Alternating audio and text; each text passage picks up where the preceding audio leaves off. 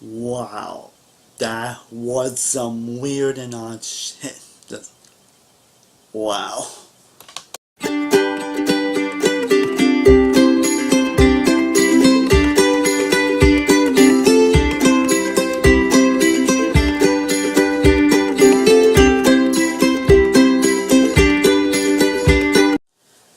What is going on, guys? Sam World from Sam Worldreviews here in my first TV review of 2018, and that is for The End of the Effin' World. That is literally how the show is announced.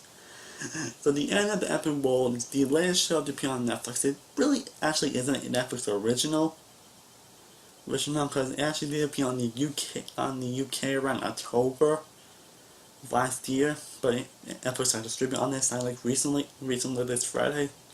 So technically it's a Netflix original, but it's still on Netflix. So so it's basically it's a new show on Netflix, and basically probably giving too much away of the story, because I think this is a show you probably need to go in not knowing much about or hardly anything about it. It's pretty much how I went to it. Going in the show, I just need to frame it. Basically, it's about this guy named James who basically claims to be a psychopath, wants to kill this guy named Alyssa. But Alyssa wants to go on a road trip with her, and they end up going on a road trip to escape this crazy town because they have crazy lives. And those two end up falling in love. That's really all I'm going to say. That's literally all I'm going to say about the season. Now, going into this show, I knew absolutely nothing about it. I didn't even heard about the show till yesterday. But till yesterday, I never heard of this freaking show. When my parents like, this does seem interesting. It's a little weird, but it looks interesting actually.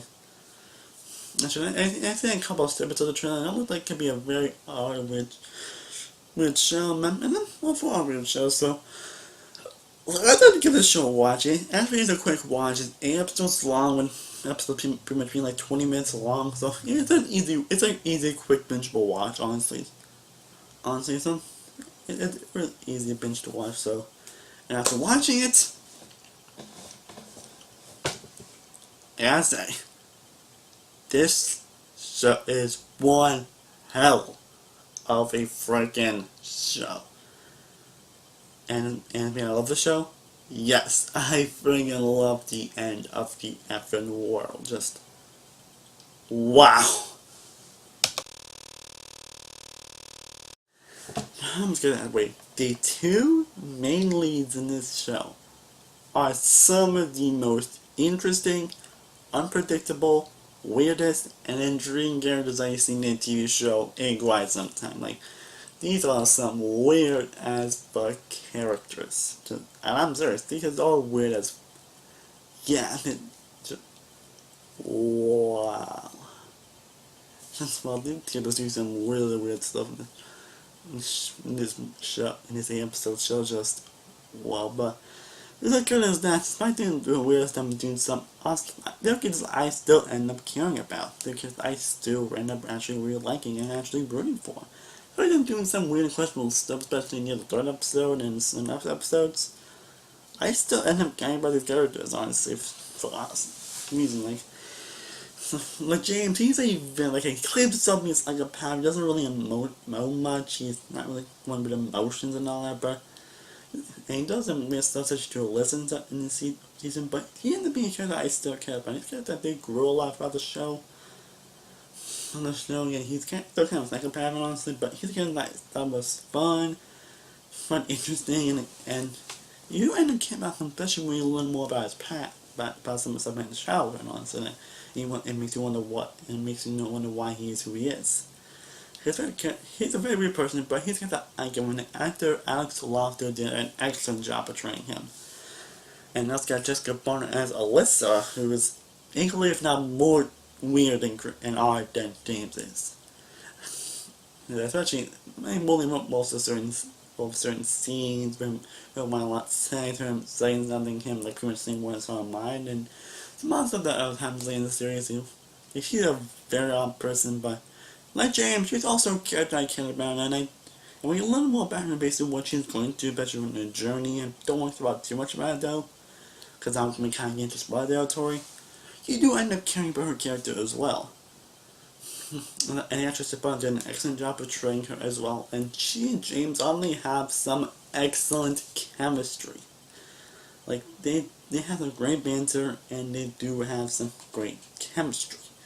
When it comes to on a dramatic level, on a comedic level, they have great chemistry and banter with each other. And I definitely love to see these two actors in more stuff in the future because they do have some talent. And then, in spite of being 8 episodes, you can, like, in a couple of episodes, you can already know what your characters are, like, with their personalities and who they are, and just show them that tense. And I give the show major proud of that. And again, I definitely see where they come from in the situations they go through as well. These two are so entertaining, so they pretty much make the show just a joy to watch. But all the other characters are really great as well. I don't think they are amazing or stand out as James and Alyssa are. I'll say since along the other characters are some of them least interesting fun, but I think that's mostly only that James and Alyssa are just it's a joy to watch. That when they put actors like, can you get more into Alyssa, please? They are so much fun to be around. But all the other characters were great. Well, they just have the moment, like the stupid officers and like run happy for the series. They have their own interesting story that's going to happen. You do end up caring about them, and the actresses that played them, Gina Willman and Ruby Musha, they do a great job as well. Also have women like James' dad, and Alyssa's mom, stepdad, and his dad, her dad, along with some other characters we meet throughout the show. They all are great and they have the moments, and I'm grateful for what they're in or when all access. They are, but once in the kids, then they would great as well. Especially this one weird trunk getting me in the second episode. That's especially this one scene in the bathroom that I was laughing my ass off. And speaking of which, that's how it gets to the humor. Just the humor in this movie, in this show, is top freaking notch. Like, this is a very dark. This is a dark show. This is a dark show, and it does have some really dark elements. Like in the first 5 minutes of the first episode, I already knew I was in for a wild ride, and I was right. I was like, because the first 5 minutes of the first episode alone, especially the joke involving that, the commentary told me that I should not be laughing at, but yet I did laugh at. Just, oh my god, I'm like some of the jokes they tell on the show are jokes that should not be laughing at, jokes that could have fallen flat on the face, but either because of the top-notch writing along with the delivery of these characters, Walter James and Alyssa, I ended up laughing. Like I think there wasn't one joke in the show that really fell flat. Like there were a lot of great humor, especially this dance scene in the episode where I was once again smiling and laughing throughout. Just, oh my god, it was bringing so much joy. I was watching it just, oh my god, the writing is very top notch. Now, the movie not only is a lot of fun, it does have a lot of funness to it when it comes to the humor and some certain scenes. But it is very dark, and it does shy away from sometimes some dark themes to it. Especially this one episode involving rape, which I won't get into, but it is nothing, honestly. And along with some other stuff, which I won't get too much into because of spoilers, but how it tells it, it's something that's very interesting, and it doesn't come out of a forest or anything like that. It happens naturally, which is something I get the show props for. It does take a couple of interesting things that I didn't see coming, which is I'm impressed that they actually did it, and I actually didn't mind it, or actually I liked it. Just, wow. And this show, this show's like 8 episodes long, but it just flows by really fast, and the show is kind of fast-paced too, but it's not like fast-paced to where it's kind of bothersome and doesn't show from like character development or doesn't like it's rushed or anything. It's fast-paced where you actually care about them and you kind of want more. Like, I think, like, I was kind of sad because I honestly kind of want more, especially, I'll get more into the last episode later. I'll get more into that later. But I'm saying it's just, whoa, I hope this show doesn't get renewed for some season. If it does, because I want to see more of these characters.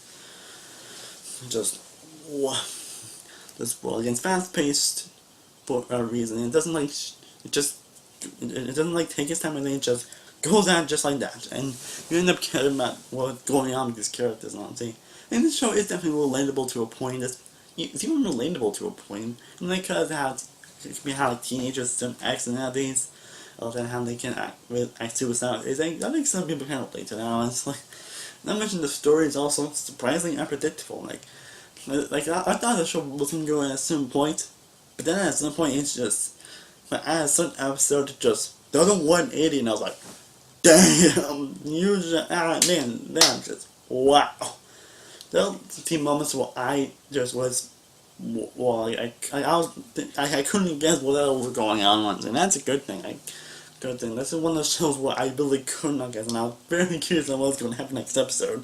And I love it when that show does that. It actually makes me curious on what's going to happen next episode, on certain situations and certain moments. Actually, in the fourth episode, where I was like, one was like, what's going to happen next? It just, wow. It also has some twists. I was like, man, nice. Nice. Again, this show is definitely funny as hell, but it's also dramatic as hell as well, and it doesn't know how to keep a great balance between the fun nature and the dramatic nature, along with telling the dark themes. It doesn't know how to keep a great balance, which I give major props for it. Yeah, this show is kind of odd and weird. It is definitely very odd and weird, but it's odd and weird in all of the right ways. It's odd and weird in the right freaking ways. And this show is probably not going to be for anybody because of the odd and weird nature of things, honestly.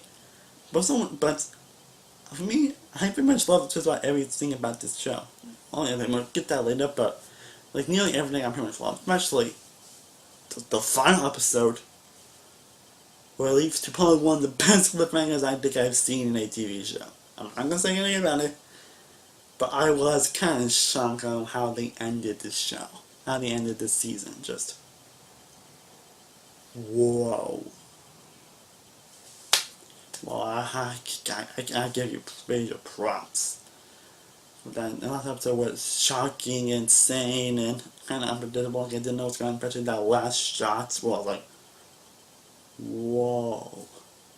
Just honestly, if they are going to do season 2, sign me up. Because I want to see more what's going on. I want to see more what's happening. I really want to see more.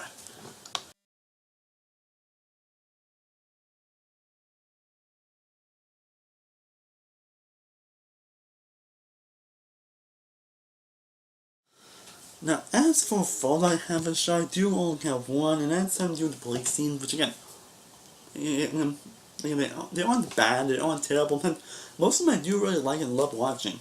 Actually, there were just were a few police scenes that I thought they really weren't as interesting or interesting as intriguing as they could have been. It's not like boring or anything, it's just, I think it's more because I was more into James and Liv said that the police scenes, most of the police scenes are kind of like, honestly, but that's honestly really it. So overall, the end of the Effing World is one of the most weirdest and oddest shows I've seen in a very long time. But weird and odd in a good way. It's weird to where it's interesting, to where it's engaging, to where it's so much fun, but also very dramatic at the same time. It has two leads that are some of the best characters I have seen in a while, some of the most intriguing characters I've seen in a while. We have great banter chemistry and difficulties to add this more stuff. It has a lot of fun and energy to it. It has a lot of moments that have me busting laughing, but also have a lot of moments that really are dark and really haven't gotten me to feel sometimes, honestly. But still, it's just very hard behind stuff that they tell, especially in certain episodes. So it's like, in certain moments, like, damn. And a story that's very unpredictable, has some top-notch writing, top-notch humor, has great balance between the dark themes and the funness of the show. Yeah, I'm not talking about anything else. I think this is a show that you need to go and not knowing much about it. But that's pretty much how I went to it, and I ended up freaking loving it. And I hope that the show does get a second season, because I will love to see more of these characters. I'd love to see more of what these characters go through, especially with that cliffhanger. So that being said, I'm going to give season 1 of The End of the Effing World a 9.75 out of 10.